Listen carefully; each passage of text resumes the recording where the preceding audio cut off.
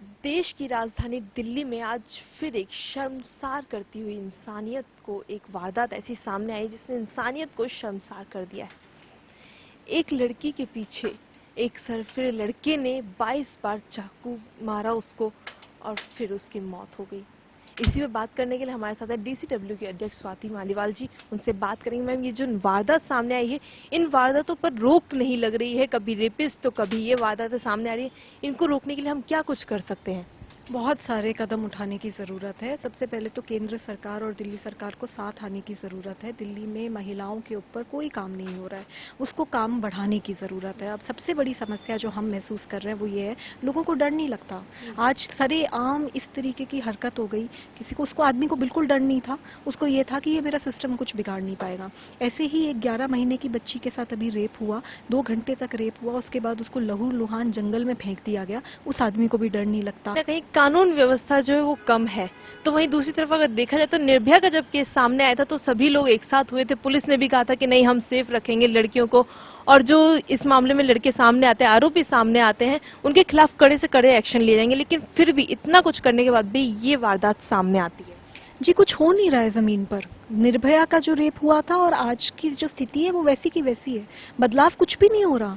वही मैं बार बार पूछ रही हूँ कि वो बदलाव क्यों नहीं हो रहा। वो बदलाव इसलिए नहीं हो रहा क्योंकि केंद्र सरकार और दिल्ली सरकार को दिल्ली में साथ में मिलकर काम करने की जरूरत है। ऐसी बहुत फाइलें हैं जो दिल्ली सरकार केंद्र सरकार को भेजती है, वो रुक जाती हैं, या ऐसी बहुत सारी समस्याएं जो केंद्र सरकार ने देखनी है, या बहुत सारी चीजें जो दिल्ली सरकार ने देखनी है। ये कोई राजनीति का समय नहीं है। समस्या ये है कि दिल्ली में रेप के ऊपर राजनीति तो बहुत हो रही है, काम नहीं हो रहा।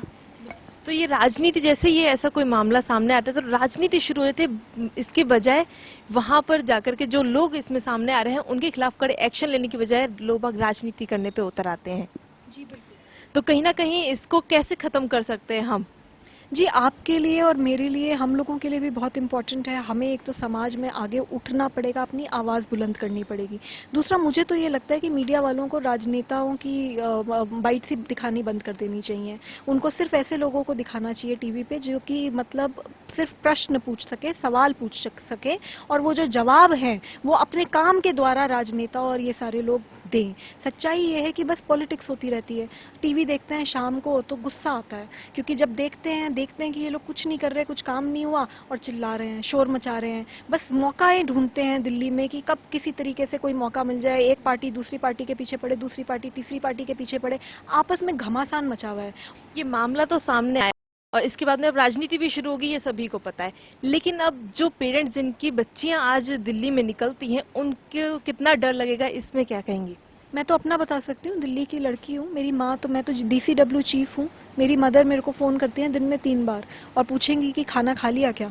उन्होंने खाना खाने के लिए वो नहीं पूछती हैं, उनको ये जानना होता है कि मैं कहाँ हूँ और मैं क्या सेफ हूँ या नहीं। क्योंकि, और ये अब की भी नहीं है, ये सालों की आदत है। पिछले 10 साल से मेरी माँ ये कर रही है, और मुझे लगता है कि इस दिल्ली की सारी माएँ यही करती हैं। जब भी थोड़ी सी भी कुछ न्यूज़ सुनती हैं या कुछ भी होता है, बैठे बैठे सबके मन में यही ख्याल आता है कि आज मेरी बेटी घर वापस आएगी या नहीं। तो ये बदलने की ज़रूरत है। दिल्ली महिला आयोग ने आज अपनी एनुअल रिपोर्ट भी रिलीज़ करी है, बट उससे मुझे कुछ खास खुशी नहीं हो रही, क्योंकि सच्चाई ये है कि चीज़ें तो नहीं बदल रही ना।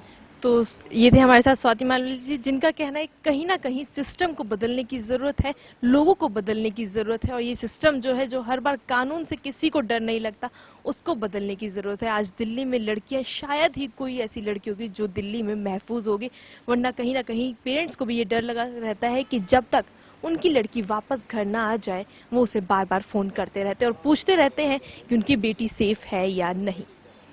कैमरा पर्सन यादव शर्मा के साथ कृतिका भारद्वाज, के न्यूज, दिल्ली।